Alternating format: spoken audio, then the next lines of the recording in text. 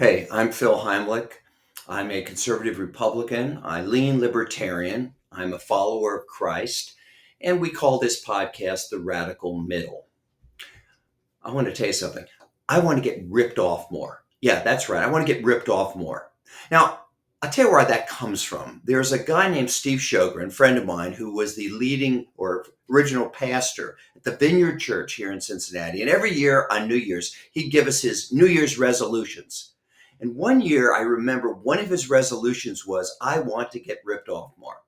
Now, what did he mean by this? He didn't really mean he wanted to get cheated, but what he was saying is that we religious people tend to be more concerned about being taken advantage of than we are about being generous. You might remember what Jesus said. He talked about the sheep and the goats, and speaking to the goats, he said, when I was hungry, you didn't feed me. Now off you go into eternal darkness. I'll tell you what caused me to think about this. I read the other day that the Trump administration has closed USAID, which is a program that provides food and emergency medicine to the poorest people in the world. Now, they say it's because of fraud and waste, and I'm sure there is some, just like in every other government program.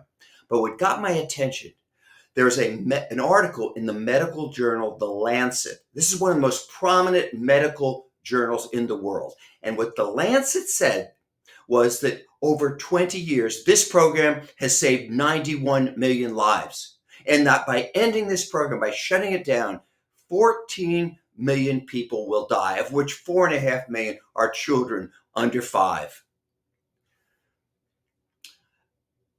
If saving 14 million lives means that I'm getting ripped off, I want to get ripped off, and you should too. I'm Phil Heimlich, and this is The Radical Middle.